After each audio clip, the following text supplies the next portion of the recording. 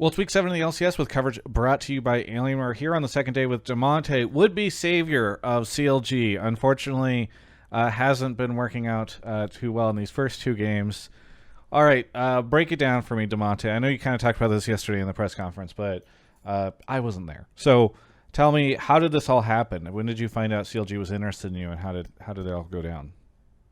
I think it was the Monday after they went 1-2. I think the week they beat TSM and then lost to FlyQuest and whatever other team. I think Topo just like called me and he was just like, "Hey Tanner, like I know you're doing all this streaming stuff, content stuff, playing solo queue, whatever." He was like, "Are you interested in playing LCS at all?" And I was like, "Yeah, man." Like I didn't really. I was kind of in the mindset that like no LCS team is really going to look for millionaire because I thought like, man, the roster swaps must be done by now, you know? Yeah. And then he just said that to me, and he gave me like a fair warning. You know, I had like a week or two to start practicing hard again, and yeah, basically once the weekend happened where they lost to FlyQuest, he basically said like, "Yeah, man, like we need you to come in." I think that Sunday night, I just like he gave me the contract, and then within the next day, I just signed it, and here we are. Okay. You know, I'm laughing. I know you won't want to talk about this in the interview, but I assume you had great leverage in that conversation, or at least you should have been, because it's like they got 3 weeks left. They need you to come save them. I feel like hopefully your contract negotiations were favorable for you. But I mean, what is it like walking in to a team like this where you've got 3 weeks left? I assume mental is pretty boomed, and you have to like turn this whole ship around. Yeah. What has that been like for you? Honestly, I'm just trying to like boost the guys' morale up. It definitely the morale of the team is very, very low. I think I couldn't imagine what these guys are feeling, if I'm being honest. Like they spent the whole year kind of just losing and dealing with the visa issues at the start. It's like the whole year they're just like playing catch up. And then now it's like there's 3 weeks left, and then they call me in. I'm just like my expectations, you know, I'm not coming into this with extreme expectations. I think if I come into this with like, yeah, man, like I'm gonna come in and be the best mid laner in the league because I'm this ringer that's coming in, like yada yada, like we're gonna start smurfing, like, you know, I hope that is what happens, right? But like Right. I'm keeping my expectations mild just so that way I can be the guy on the team that is like, you know, helping everyone else not be so depressed, you know. Right. And I gotta say, like these 2 games, man, like we got bent over like both games, and like our scrims, they were okay, but like we lost these LCS games before minute 5, like both games, man, and it's like when that happens, we go to the backstage, right, and obviously it's like fuck guys, like what do we even say, man? Like we Yeah. just like we lost these games without even being able to play it. So like today, I just told them like, guys, like we can sit here and mope and like feel bad about these 2 games, like, or we can just like fucking like just focus really hard on tomorrow. And like I'm not even like trying to. I told them like don't even focus on the outcomes anymore. Like I don't care about winning or losing. Like we just need to go out there and play like a solid enough game that way we can like take it back and actually review it and have something to go off of, you know? Because I think if we only focus on outcomes, all it's gonna be like it's like fuck man, we have to win. We like winning is all that matters. But it's just like, man, we can't even win, like I don't know, we can't even win one lane phase anywhere. So it's like we just gotta like we gotta take it down 20 notches. Just understand that we're terrible right now and like make the expectations match the yeah, just have our expectations lower. Yeah. And it's just because I assume that helps your thing, that'll help with the pressure a little bit, because I assume there's just a tremendous amount of pressure right now on the players.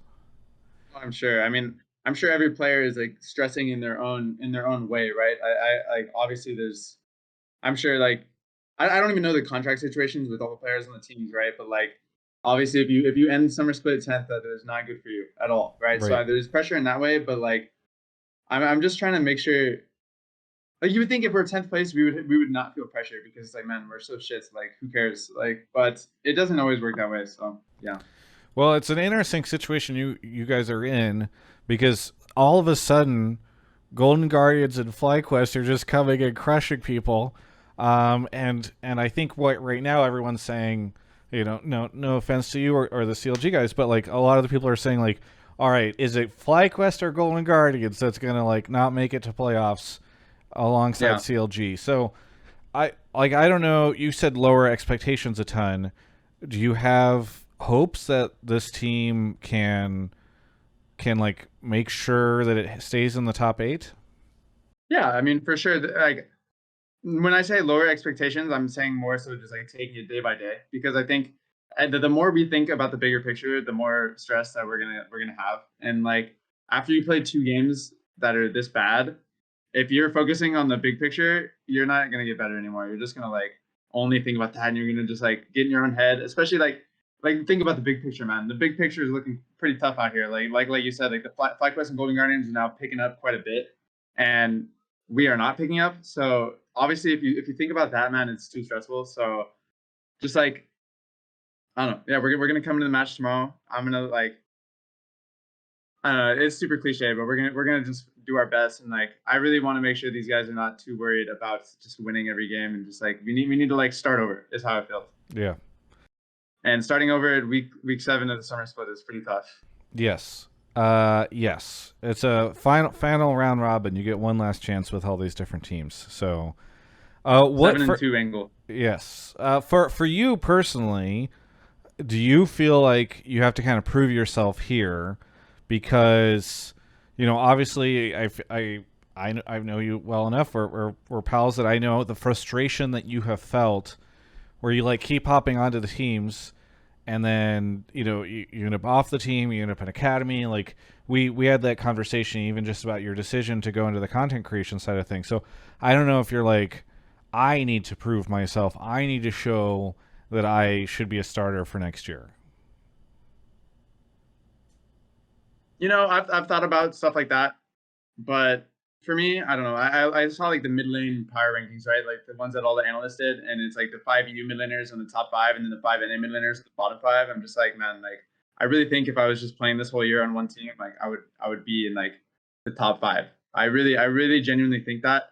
I think like I don't know. After 100 Thieves, I got really really stressed out, man, and like I was really like mentally I was in a pretty poor spot. I definitely was not practicing super super hard after the 100 Thieves stuff happened. I just like really really needed a mental reset.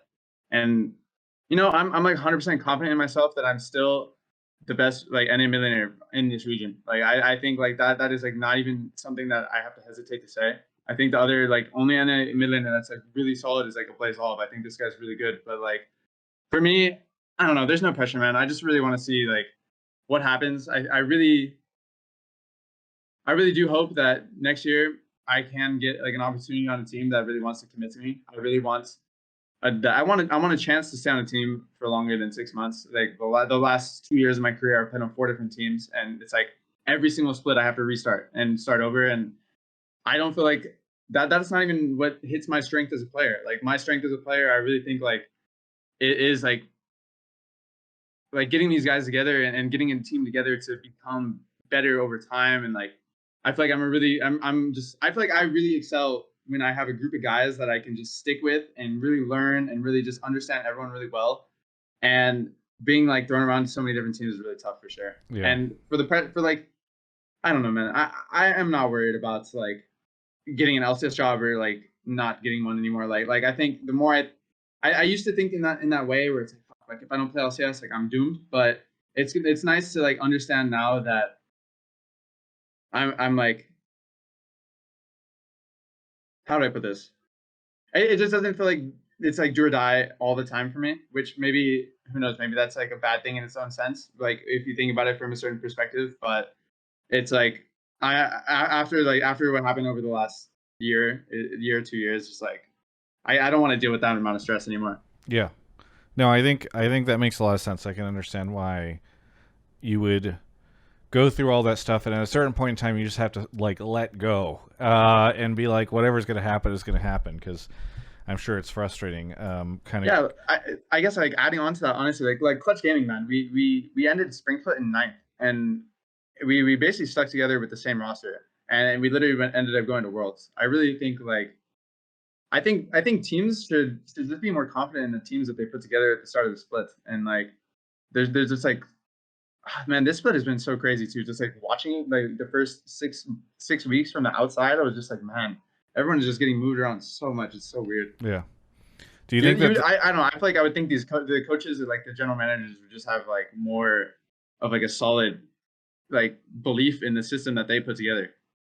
The only counterpoint to that is FlyQuest and Golden Guardians, right? Like that's a great example where we saw roster volatility, like there were roster changes, and now we're seeing both those teams really pop off, right?